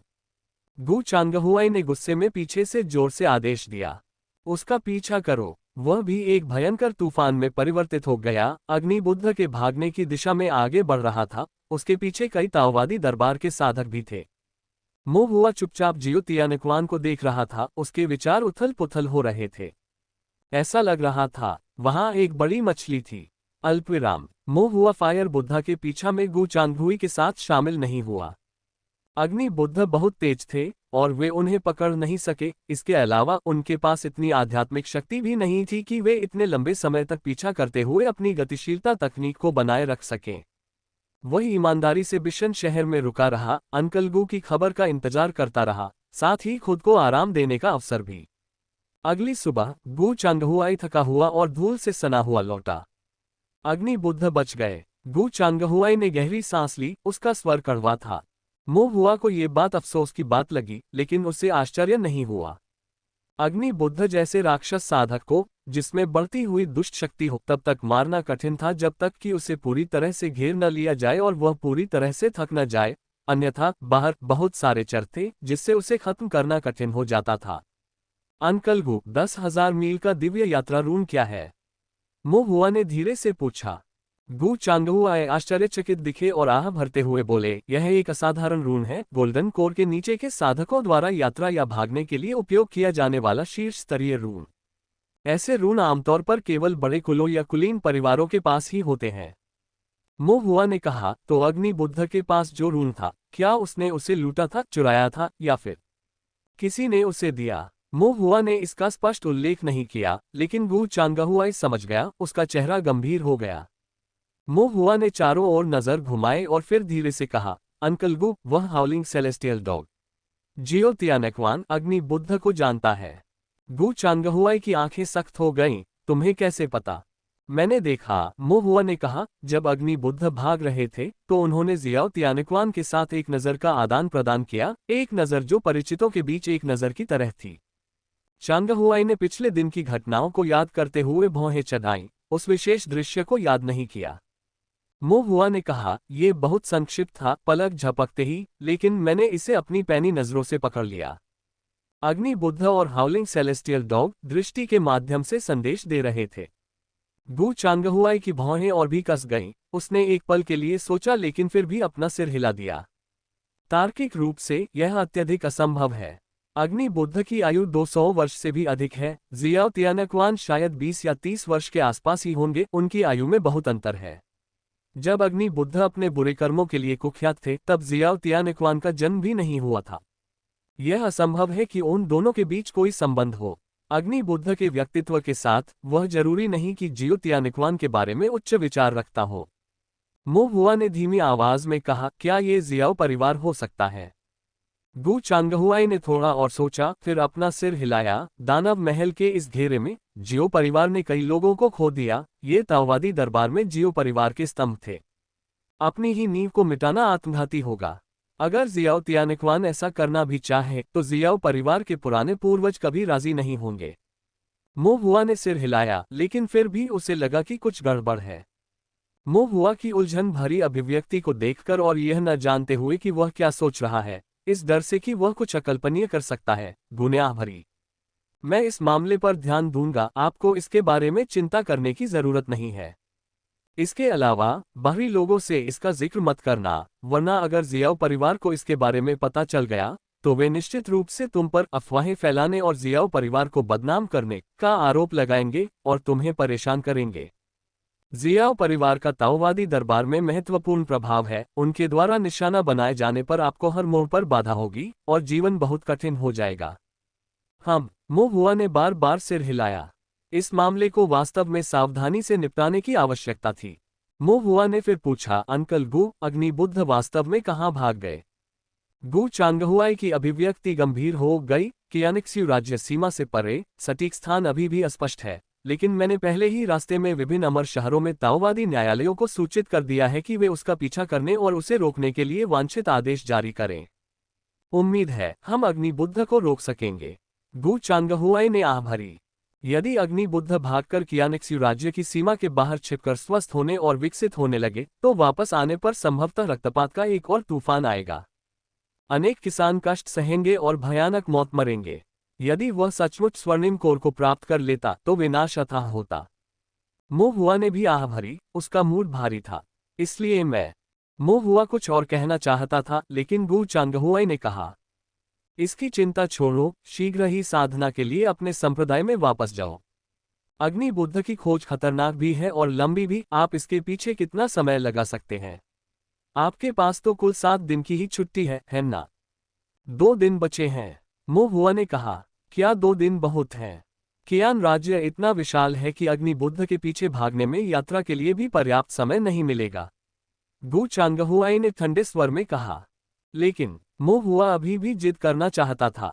गु चांगहुआई ने निर्णायक रूप से कहा, कल मैं किसी को तुम्हें संप्रदाय में वापस भेजने की व्यवस्था करूंगा, अपनी साधना पर ध्यान केंद्रित करो। मोह हुआ उसकी बात सुनने में संकोच कर रहा था। गु चांगहुआई ने तब कहा, तुम बस ईमानदारी से वापस जाओ, मैं इसे संप्रदाय के लिए कुछ योग्यता में बदलने का तरीका सोचूंगा, क्योंकि दानव महल को नष्ट करना भी एक महत्वपूर्ण उपलब्धि के रूप में गिना जाता है। अगर आप वापस नहीं जाएंगे तो हम मामला छोड़ देंगे।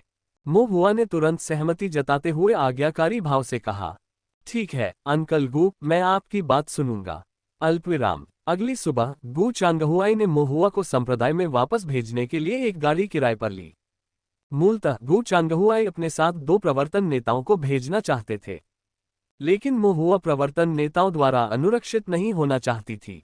एक कारण ये था कि यदि उसे सचमुच खतरे का सामना करना पड़ता तो उसकी अपनी छिपने की तकनीक ही उसके लिए बच निकलने के लिए पर्याप्त होती। यदि वह बच नहीं सका तो ये दोनों प्रवर्तन नेता भी उसे नहीं बचा पाएंगे और यहाँ तक कि उनकी जान भी खतरे में पड़ सकती है। दूसरा कारण ये था कि वह वापसी यात्रा के समय का लाभ उठाकर उल्का अग्नि निषिद्ध कला गुप्त मैनुअल ऑफ फायर बुद्ध का अध्ययन करना चाहते थे। और एक और, राक्षसी पथ साधना का सच्चा मैनुअल। जब मोह हुआ ने फायर बुद्धा की गुप्त नियमावलियां चुराई तो उसने बिना ध्यान से देखे 2 पुस्तकें उठा ली और उन्हें अपने स्टोरेज रिंग में रख दिया। बाद में जब मोह हुआ वापस लौटा तो उसने चुपके से उन्हें पलटा और पाया कि अग्नि बुद्ध की उल्का अग्नि निषिद्ध कला के अलावा एक पुस्तक भी थी जो वास्तव में राक्षसी पथ साधना की सच्ची नियमावली थी। ये वही है जिसे अंकल गु ने दानव संप्रदाय की अलिखित विरासत के रूप में संदर्भित किया होगा। यह अग्नि बुद्ध द्वारा विधि में बुराई को आमंत्रित करने और दिव्य आत्मा को डराने के लिए इस्तेमाल किया जाने वाला मंत्र बिंदु भी था। मोह हुआ ने इसकी आलोचनात्मक जांच करने का निर्णय लिया। यदि संदर्भ योग्य कोई भाग होता तो वह अध्ययन के लिए उसका सार निकाल लेता और अवशेष त्याग देता। यदि यह वास्तव में सीखा नहीं जा सकता था तो वह दुष्ट क्यूई से अग्नि बुद्ध की कमजोरियों की तलाश करेगा। यदि वह बहुत बुरी होती तो वह उसे जला देता ताकि वह दूसरों को नुकसान न पहुंचा सके। लेकिन ऐसी पुस्तक को गुप्त रूप से पढ़ा जाना चाहिए। उसे ताओवादी न्यायालय या अंकल गु को यह नहीं बताना चाहिए, कहीं ऐसा न हो कि वे उसे एक बुरा व्यक्ति समझें। अल्पविराम। हरे भरे पहाड़ों और पानी के बीच एक गाड़ी आराम से चल रही थी। गाड़ी खींचने वाला आत्मा घोड़ा रास्ता जानता था। मोह हुआ गाड़ी के अंदर बैठा चुपचाप अग्नि बुद्ध द्वारा संग्रहित 2 गुप्त मैनुअल को पलट रहा था। पहला था राक्षसी पथ साधना का सच्चा मैनुअल। मोह हुआ ने उसे पलटा, उसकी निगाहें गहरी होती गईं।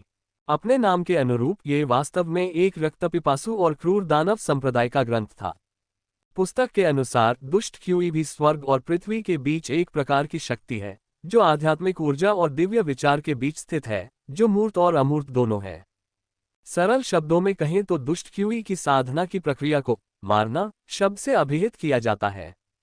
इस सच्ची नियमावली के माध्यम से असंख्य लोगों की हत्या करना, नरसंहार करना, शिकायतें एकत्रित करना और फिर इन कर्म हत्याओं को बुरी क्यूई में परिवर्तित करना। आप जितने अधिक लोगों को मारेंगे, आपकी बुरी क्यूई उतनी ही गहरी होगी। आप जितने अधिक शक्तिशाली लोगों को मारेंगे, आपकी बुरी क्यूई उतनी ही अधिक होगी। दुश्मनों का सामना करते समय केवल गहन और भयानक दुष्ट क्यूई पर भरोसा करने से प्रतिद्वंद्वी का जिगर और पित्ताशय चकनाचूर हो सकता है, उनके दिलों में आतंक पैदा हो सकता है और प्रतिरोध करने की इच्छाशक्ति खत्म हो सकती है, जिससे वे आपकी दया पर निर्भर हो सकते हैं। जब वह एक कुशल प्रतिद्वंद्वी का सामना करता है, तो दुष्ट क्यूई विरोधी की दिव्य भावना को भी नष्ट कर सकता है, जिससे दुष्ट क्यूई शरीर पर आक्रमण कर सकता है और उन्हें पागलपन या उन्माद में ले जा सकता है। उस समय महान हॉल में अग्नि बुद्ध ने कई प्रवर्तन नेताओं को आतंकित करने के लिए दुष्ट क्यूई का शोषण किया, फिर अपने ज्वलंत ब्लेड के एक झटके से उन्होंने उन सभी का वध कर दिया। समूह युद्ध और एकल हत्या दोनों में ही दानव की दुष्टता भयानक थी। बड़ी संख्या में लोगों का नरसंहार करने के लिए मोहुआ ने अपनी भौहें सिकुड़ी और सिर हिलाया। इतने भारी रक्त ऋण के साथ ये निश्चित रूप से वह रास्ता नहीं था जिस पर वह चल सकता था। हालांकि जिस चीज ने उनकी रुचि को आकर्षित किया वह थी बुरी क्यूई को स्थानांतरित करने की प्रक्रिया। रक्त ऋण को बुरी क्यूई में बदलना। इस पद्धति में कारणात्मक परिवर्तन के समान तत्व सम्मिलित प्रतीत होते हैं। हत्या कारण थी, दुष्ट क्यूई प्रभाव था। जानलेवा इरादे को बुरी क्यूई में बदले, कारण को प्रभाव में बदले। यह ऐसा था मानो उसने स्वर्गीय गुप्त कर्म परिणामों के नियमों के एक धागे को जोता हो और फिर उसे दानव पथ के लिए अद्वितीय वध की क्रियाओं के साथ जोड़ दिया हो, जिससे यह मंत्र बिंदु बना हो। कुछ विचार के बाद मोहुआ ने इस गुप्त मैनुअल को नष्ट न करने का निर्णय लिया। उन्हें दुष्ट क्यूई की साधना नहीं करनी थी, लेकिन दुष्ट क्यूई को स्थानांतरित करने की प्रक्रिया, जिसमें कारण और प्रभाव का परिवर्तन शामिल था, अन्वेषण योग्य थी। और अगला वह था जिसका मोहुआ को सबसे अधिक इंतजार था, उल्का अग्नि निषिद्ध कला के लिए गुप्त मैनुअल। उल्का अग्नि कौशल का मैनुअल एक मोटा ढेर था और एक मैनुअल के बजाय ये निषिद्ध कला अनुसंधान नोट्स जैसा लग रहा था। ये पुस्तक पाठ और चित्रों से भरी हुई थी, जो निषिद्ध कला के अभिलेखों और सावधानियों से संबंधित थी। इसमें इसकी वर्जनाएं, कमियां और कठिन चुनौतियां शामिल थीं, जिन पर आसानी से काबू नहीं पाया जा सकता था। मोहुआ ने एक नज़र डाली और अचानक उसे एक आभास हुआ। उल्का अग्नि कौशल एक निश्चित तकनीक थी जिसमें अपार आध्यात्मिक शक्ति और विनाशकारी प्रभाव था, लेकिन इसमें अत्यंत गंभीर कमियां भी थीं। अग्नि बुद्ध ने इस मंत्र को विकसित करने के लिए कई लोगों को मार डाला तथा उनके शरीर और आध्यात्मिक शक्ति को अपने अंदर समाहित कर लिया, विशेष रूप से अपने सीने में स्थित 2 ज्वलंत हृदयों में। वह जितने अधिक लोगों को मारता, ज्वलंत हृदय उतने ही अधिक शक्तिशाली होते जाते, मंत्र की शक्ति उतनी ही अधिक भयावह होती जाती तथा दुष्ट शक्तियों की लगभग असीमित आपूर्ति होती जाती। इसमें कोई आश्चर्य नहीं कि वह राक्षसी शक्ति से भरा हुआ एक राक्षस जानवर जैसा दिखता था। मारना कठिन है और मौत आसानी से नहीं आएगी। यदि वह घायल भी हो जाता तो भी जब तक वह लोगों को मारता रहता, वह जल्दी ही ठीक हो जाता। और उसके वे 2 हृदय वास्तव में जन्मजात रूप से युग्मित दुष्ट कलाकृतियां थे। वे गोल्डन कोर रियल्म कल्टीवेटर के अपने जादुई खजाने के भ्रूण भी थे। गोल्डन कोर कल्टीवेटर्स अपने स्वयं के जादुई खजाने को परिष्कृत करेंगे। फाउंडेशन स्थापना से गोल्डन कोर तक आगे बढ़ने के लिए व्यक्ति को पहले से ही अपने जादुई खजाने के भ्रूण की खेती करनी होगी। ताओ साधना कक्षा के दौरान प्रशिक्षक ने उसे यही बताया था। अग्नि बुद्ध के जादुई खजाने का भ्रूण, उनके 2 ज्वलंत हृदय, उल्का अग्नि निषिद्ध कला का भी मूल था।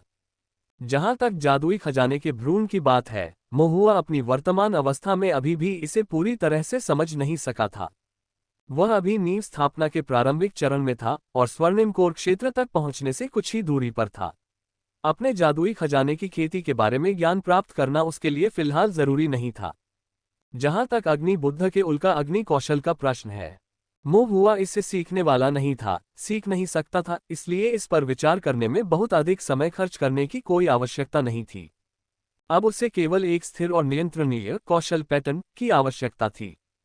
और अग्नि बुद्ध के दो ज्वलंत हृदयों के भीतर ये पैटर्न संरचना समाहित थी।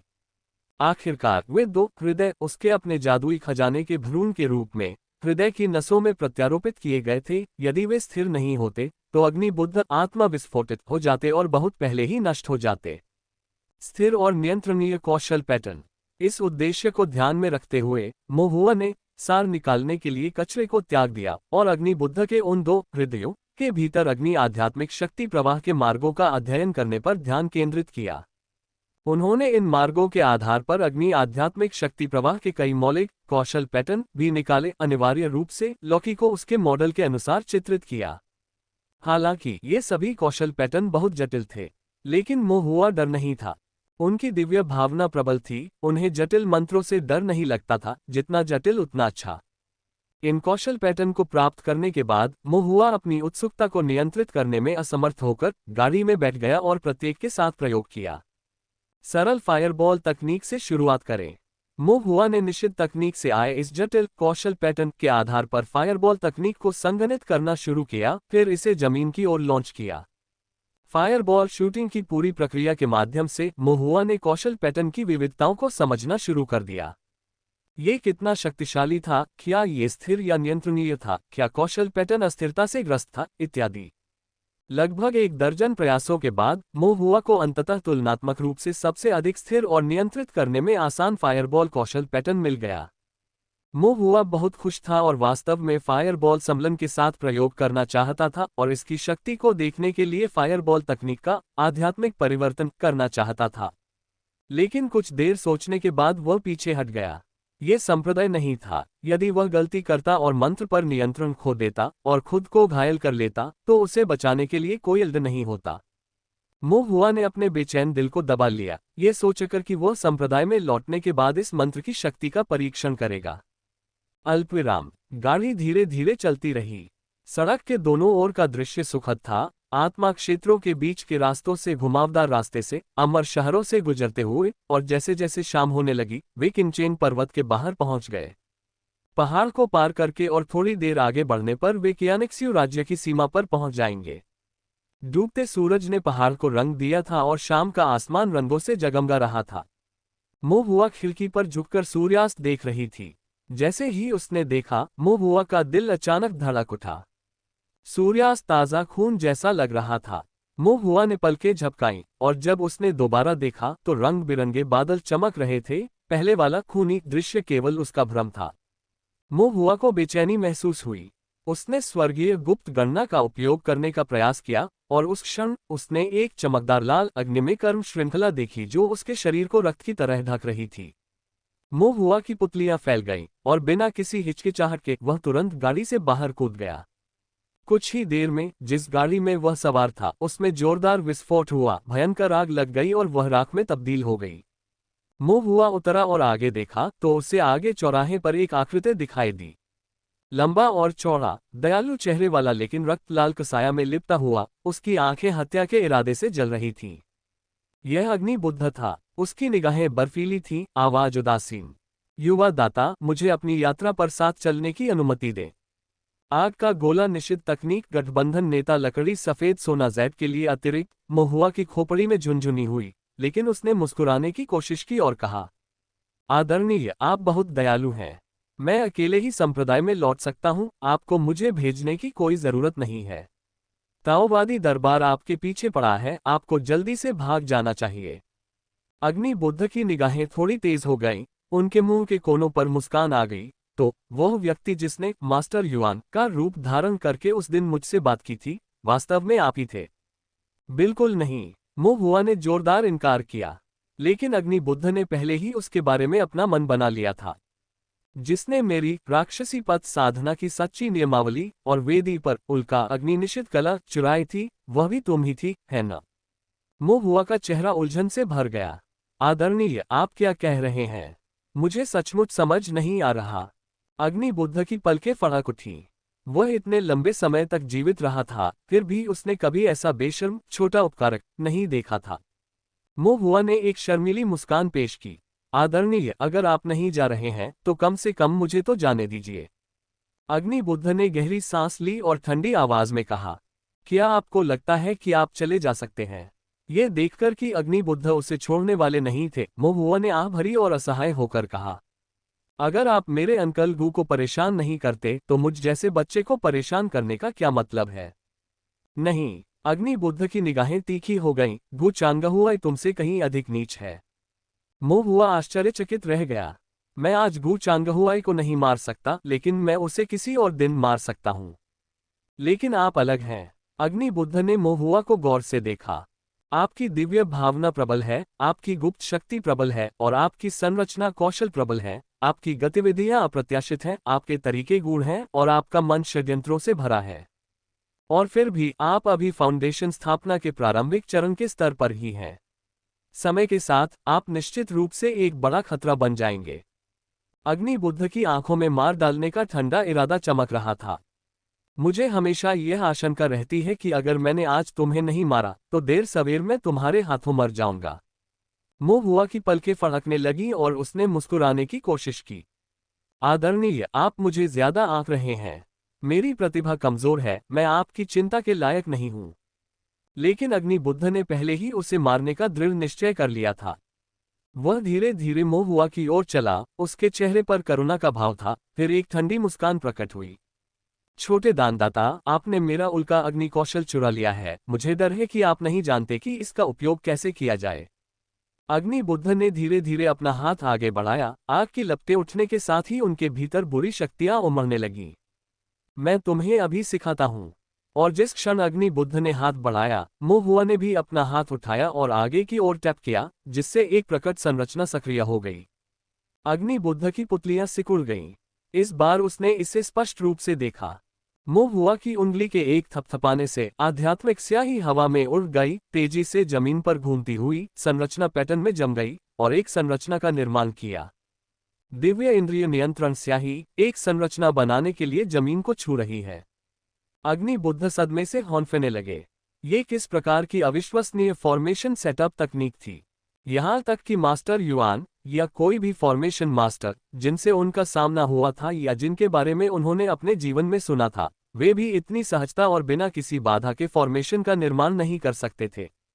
इस बच्चे को मरना ही होगा, अन्यथा एक बार जब उसकी साधना थोड़ी भी बढ़ जाती है और उसका गठन कौशल मजबूत हो जाता है, तो वह निस्संदेह एक अकल्पनीय दुश्मन बन जाएगा।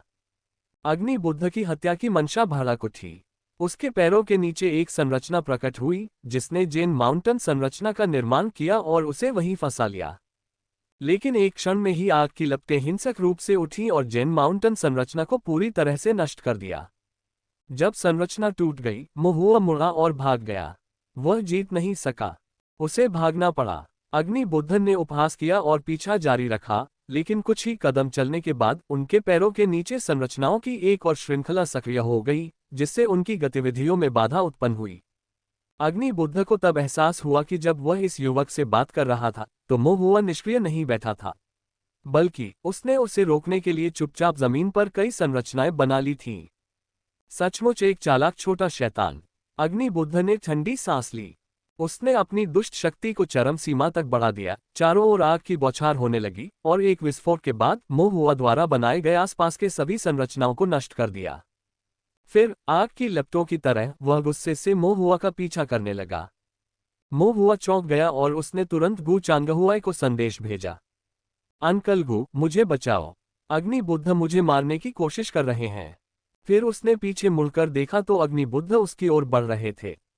वह फाउंडेशन स्थापना के प्रारंभिक चरण में थे, जबकि फायर बुद्ध फाउंडेशन स्थापना के शिखर पर थे। खेती में असमानता बहुत अधिक थी। यद्यपि उनका वाटर पासिंग स्टेप उत्कृष्ट था, ये कम दूरी तक चकमा देने और स्थान बदलने में तो कुशल था, लेकिन लंबी दूरी तक भागने और पीछा करने में विशेष रूप से प्रभावशाली नहीं था। ये देखकर कि वह अग्नि बुद्ध द्वारा पकड़ा जाने वाला था, मोहुआ का शरीर पानी की तरह बहने लगा और उसने अचानक एक तेज मोड़ लिया। अग्नि बुद्ध को चकमा देते हुए बाईं ओर जंगल की ओर भाग गया। अग्नि बुद्ध हवा में उछल पड़े, फिर भौहें सिकोड़ ली। इस शारीरिक कौशल का मूल क्या था? पहली बार जब वे मिले थे, मोहुआ ने कियाओ लाओलियू और अन्य लोगों से बचने के लिए अपने शरीर कौशल पर भरोसा किया था। उस समय अग्नि बुद्ध ने हस्तक्षेप नहीं किया। उसने सोचा कि ऐसा इसलिए हुआ क्योंकि कियाओ लाओलियू और अन्य लोग शारीरिक तकनीकों में निपुण नहीं थे, जिसके कारण मोहुआ बच निकला।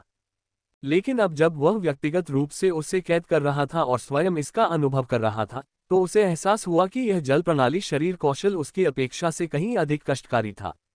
यह एक छोटी सी चीज की तरह थी, जो फिसलन भरी थी और पकड़ने में कठिन थी। ये कमजोर लग रहा था, लेकिन इसे मारना भी बेहद मुश्किल था। तो फिर और भी कारण है कि मैं उसे जीवित नहीं रहने दे सकता, अग्नि बुद्ध ने ठंडे स्वर में कहा। मोहुआ ने जलमार्ग से जंगल की ओर कदम बढ़ाया, उसके पीछे अग्नि बुद्ध भी थे। चट्टानों और पेड़ों की रुकावट के कारण मोहुआ का शारीरिक कौशल काम आया, जिससे अग्नि बुद्ध को रोकना आसान हो गया। हालांकि अग्नि बुद्ध मोहुआ को पकड़ तो सकते थे, लेकिन वे उसे कम समय में पकड़ या मार नहीं सकते थे। उसके द्वारा डाले गए मंत्र या तो चूक गए या जंगल के कारण अवरुद्ध हो गए। अग्नि बुद्ध की निगाहें जानलेवा हो गईं, और उनकी हत्या करने की मंशा और भी गहरी हो गई। मोहुआ अपने शरीर कौशल के साथ कुछ देर तक टिके रहे, फिर अपना क्षण चुनते हुए उनका शरीर चमक उठा और आसपास के वातावरण में घुल मिल गया, धीरे धीरे दृष्टि से ओझल हो गया। तो यह वास्तव में है 5 तत्वों की चुपके तकनीक। अग्नि बुद्ध की निगाहें तेज हो गईं, फिर उन्होंने अपनी छाती से एक क्विकसिल्वर स्पिरिट मिरर निकालते हुए उपहास किया। फायरबॉल निषिद्ध तकनीक alliance leader wood white gold jade के लिए अतिरिक्त _2 ऊपर आध्यात्मिक क्षेत्र चांदी की रोशनी से झिलमिला रहा था। अग्नि बुद्ध ने आध्यात्मिक क्षेत्र में भ्रमण करते हुए तुरंत ही पहाड़ी जंगल में एक धुंधली छोटी सी छाया देखी। उसने अपना हाथ हिलाया, जिससे आग की कई चिंगारियां निकलीं, जो पिघली हुई आग को तीर की तरह सीधे छाया की ओर ले गईं। वह छोटी सी आकृति क्षण भर में ही गायब हो गई, और आग की तेज बारिश से बाल बाल बच गई। आग ने पहाड़ के पत्थरों पर जोरदार धमाके के साथ प्रहार किया, जिससे गहरे झुलसने के निशान बन गए, जो सफेद धुएं के साथ उठे। पहला वार चूक जाने पर अग्नि बुद्ध ने ठंडी सांस ली तथा मोहुआ की छिपी हुई आकृति का पता लगाने के लिए आध्यात्मिक क्षेत्र में पुनः खोजबीन की। मोहुआ अवाक रह गया। तारांकन, महान अग्नि बुद्ध को अपने जैसे एक छोटे साधक को बंदी बनाने के लिए इतनी चरम सीमा तक जाना पड़ा। तारांकन, पहले घात लगाकर हमला। तारांकन, फिर सभी निकास मार्ग अवरुद्ध कर दिए। तारांकन, यहाँ तक कि उसकी गुप्तता का मुकाबला करने के लिए एक विशेष आध्यात्मिक कलाकृति भी लाई गई। तारांकन, जब उसने पूरे जी परिवार का सफाया कर दिया, तो यह संभवतः पिघली हुई आग की एक ही लपट थी जिसने उसके रास्ते में आने वाले सभी लोगों को मार डाला, वह भी बिना किसी प्रयास के। तारांकन, लेकिन हालात ऐसे थे कि मोहुआ के पास कोई विकल्प नहीं बचा था। वह केवल यही आशा कर सकता था कि अंकल गू उसे बचाने के लिए जल्दी आएंगे। इससे उसे या तो भागने का मौका मिलेगा या फिर जवाबी हमला करने का मौका मिलेगा। तब तक वह केवल अग्नि बुद्ध को रोकने और उनसे आगे निकलने की पूरी कोशिश कर सकता था। इस बीच एक अन्य रास्ते पर गू चांगहुआई अपने आत्मा घोड़े पर सवार होकर बिशन शहर से कियान लनिंग राज्य सीमा की ओर लौट रहे थे। उन्हें बेचैनी की भावना बढ़ती जा रही थी। उन्हें संदेह हो रहा था कि अग्नि बुद्ध के बच निकलने के मार्ग में सूक्ष्मता का अभाव है, तथा वह बहुत सीधा प्रतीत हो रहा था। ऐसा लग रहा था मानो इसका उद्देश्य गुमराह करना था। तारांकन, गू चांगहुआई ने तब मोहुआ के बारे में सोचा, जो अकेले ही संप्रदाय में लौट रहा था, और उसने पाया कि उसकी चिंता बढ़ती जा रही है। इसलिए उन्होंने जांच करने के लिए अकेले ही कियान लनिंग स्टेट बाउंड्री की ओर जाने का निर्णय लिया। यात्रा के बीच में अचानक उसका लेटर टोकन हिल गया। गू चांगहुआई ने उसे निकाला और मोहुआ द्वारा भेजे गए संदेश देखे। अग्नि बुद्ध मुझे मारना चाहते हैं। गू चांगहुआई को गहरा सदमा लगा, वह लगभग हौंफने लगा। अग्नि बुद्ध, वह मोहुआ का पीछा कर रहा था। लेटर टोकन में किंचेन पर्वत पर एक स्थान के निर्देशांक भी शामिल थे। गू चांगहुआई ने गहरी सांस ली और तुरंत अपने घोड़े को सर पर दौड़ाया और मोहुआ के स्थान की ओर पूरी गति से दौड़ा दिया। उसी समय उन्होंने आसपास के सभी प्रवर्तन नेताओं को संगठित करना शुरू कर दिया तथा उन्हें किंचेन पर्वत की ओर निर्देशित किया। पहाड़ की अच्छी तरह से तलाशी लो, घेर लो और अग्नि बुद्ध को मार डालो। जैसे जैसे सूरज पश्चिम में डूबता गया, रात गहराती गई। आत्मा घोड़ा तेजी से सर पर दौड़ता गया, दोनों ओर का दृश्य उनके पीछे धुंधली रेखाओं में बदल गया। गू चांगहुआई ने दूर क्षितिज की ओर देखा, उसका हृदय चिंता से जल रहा था, वह धीरे से बुदबुदा रहा था। बच्चे, मुझ पर मरने की हिम्मत मत करना। समय उड़ता गया और देखते ही देखते आधी रात आ गई। मोहुआ और अग्नि बुद्ध ने रात का अधिकांश समय पहाड़ों में लुका छिपी खेलते हुए बिताया था। मोहुआ जोर जोर से हौंफ रहा था, पूरी तरह थक चुका था। अग्नि बुद्ध पर भी अविश्वास की अभिव्यक्ति थी। वह उसे पकड़ नहीं सका। तारांकन। चाहे कुछ भी हो, वह उसे पकड़ नहीं सका। तारांकन। अपनी चरम आधार स्थापना साधना और अदृश्यता भंजन आध्यात्मिक कलाकृति के बावजूद, जिसे उन्होंने विशेष रूप से तैयार किया था, पहाड़ी जंगल के भूलभुलैया इलाके ने इस छोटे से कीट को घेरना पूरी तरह से असंभव बना दिया। यह एक अपरिचित उजाड़ जंगल था, फिर भी लड़का ऐसे चल रहा था जैसे यह उसका अपना पिछवाड़ा हो। उनकी चाल ढाल की तकनीक उत्कृष्ट थी तथा उनका छिपना प्रभावशाली था। वह लगभग कहीं भी छिप सकता था। कई बार तो उन्होंने बाघ को भेड़िए के विरुद्ध खड़ा करने के लिए राक्षस जानवरों का भी इस्तेमाल किया, जिससे अग्नि बुद्ध के कार्यों में बाधा उत्पन्न हुई। यह अग्नि बुद्ध जैसे व्यक्ति के लिए निराशाजनक था, जो हमेशा प्रभुत्व के लिए क्रूर बल पर निर्भर रहा था। तारांकन। ये छोटा सा बच्चा, क्या वह छद्म रूप में राक्षस जानवर हो सकता है? तारांकन। एक बार जब वह जंगल में चला गया, तो वह समुद्र में मछली की तरह, आकाश में उड़ते बाज की तरह चला। तारांकन। उसने पूरी तरह से गलत अनुमान लगाया। तारांकन। अग्नि बुद्ध ने मन ही मन शाप दिया। पहले तो उसने सोचा कि जो खुफिया जानकारी उसे मिली है, उसके आधार पर उसे बस इस अकेले लड़के को रोकना है, उसकी छिपने की तकनीकों को तोड़ना है, और अपनी साधना के साथ एकमात्र फाउंडेशन स्थापना प्रारंभिक चरण के साधक को कुचलना है। लेकिन उसे ये देखकर निराशा हुई कि वह लड़का बहुत ही उपद्रवी निकला। इस बालक में फाउंडेशन स्थापना प्रारंभिक चरण साधक का आभास कहाँ था? तारांकन। फिर भी जितना अधिक कठिन शिकार होता गया, अग्नि बुद्ध उसे पूरा करने के लिए उतना ही अधिक दृढ़ होते गए। यदि वह उसे अभी खत्म नहीं कर सका और वह बदमाश कियान लर्निंग स्टेट बाउंड्री में भागने में सफल रहा और फाउंडेशन स्थापना के मध्य या बाद के चरण तक आगे बढ़ गया, तो ये कल्पना से परे होगा कि उसके साथ निपटना कितना मुश्किल होगा। अग्नि बुद्ध की आंखें आग की लपटों की तरह लाल हो गईं। उसे मरना ही होगा, भले ही इसमें समय लगे। वह इस बदमाश को तब तक थकाता रहेगा जब तक वह थक न जाए। लड़का अभी फाउंडेशन स्थापना के प्रारंभिक चरण में ही था, पूरी तरह से आंदोलन तकनीकों और छिपाव पर निर्भर रहते हुए। अंततः एक समय ऐसा आया जब उसकी आध्यात्मिक शक्ति समाप्त हो गई। जब ऐसा हुआ तो वह खुद को छिपा नहीं सका और अग्नि बुद्ध उसे जिंदा जलाकर राख कर सकते थे, ताकि वह अपना क्रोध निकाल सके। दूसरी ओर मोहुआ बहुत निराश था। यह अग्नि बुद्ध उसका पीछा करने पर अड़ा हुआ था, चाहे कुछ भी हो जाए, उसे मारने के लिए कृतसंकल्प था। वह पहले भी कई बार अग्नि बुद्ध को जंगल में चक्कर लगवा चुका था, फिर भी उस आदमी ने हार मानने से इनकार कर दिया। ऐसा लग रहा था जैसे उसके मन में अपने पिता की हत्या के प्रति घृणा थी। तारांकन। एक ऐसे व्यक्ति के लिए जो दानव गुफा के नेता की उपाधि रखता था, उसका दिल निश्चित रूप से छोटा था। तारांकन। यदि वह एक अनुभवी मॉन्स्टर हंटर, एक निपुण जूनियर फॉर्मेशन मास्टर, मूवमेंट तकनीक और छिपने में कुशल और तेज तर्रार न होता, तो संभवतः उसे पहले ही पकड़ लिया गया होता। जीवित रहने का ये तरीका टिकाऊ नहीं था। तारांकन। मोहुआ ने तुरंत गू चांगहुई को एक और ट्रांसमिशन भेजा। किनचेंग पर्वत की दक्षिणी चट्टान, दाहिनी ओर का रास्ता। अंकल गू, जल्दी करो। कोई उत्तर नहीं आया, संभवतः इसलिए क्योंकि गू चांगहुआ अभी भी उस स्थान की ओर दौड़ रहा था। मोहुआ ने गहरी सांस ली और अग्नि बुद्ध के साथ लुका छिपी के इस घातक खेल को जारी रखने के लिए खुद को तैयार कर लिया। सौभाग्य से जंगल में रात का समय था और घना अंधेरा था। राक्षस जानवर हर जगह छिपे हुए थे, इसलिए मोहुआ माहौल बिगाड़ने और अराजकता में घुलने मिलने में कामयाब रहा। वह छिपने में माहिर था और आसानी से छाया में विलीन हो जाता था।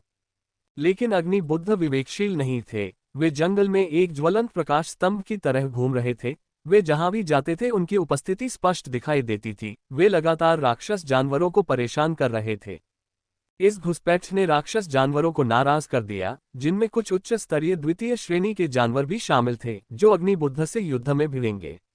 इस अनजाने हस्तक्षेप ने मोहुआ को एक बहुत जरूरी बढ़त दिला दी। और इस तरह घंटों बीतते चले गए, लगभग भोर तक। अंततः मोहुआ हमेशा के लिए बच नहीं सका और अंततः अग्नि बुद्ध ने उसे घेर लिया। अग्नि बुद्ध के चेहरे पर एक ठंडी मुस्कान थी, क्योंकि वह मोहुआ को मारने के इरादे से लगातार हमला कर रहे थे। थके हुए मोहुआ ने उनसे जूझने के लिए लगातार चाल और छिपने की तकनीकों का इस्तेमाल किया। लेकिन इस लंबी लड़ाई में इतना समय बिताने के बाद मोहुआ की गतिविधियां काफी धीमी हो गई थीं।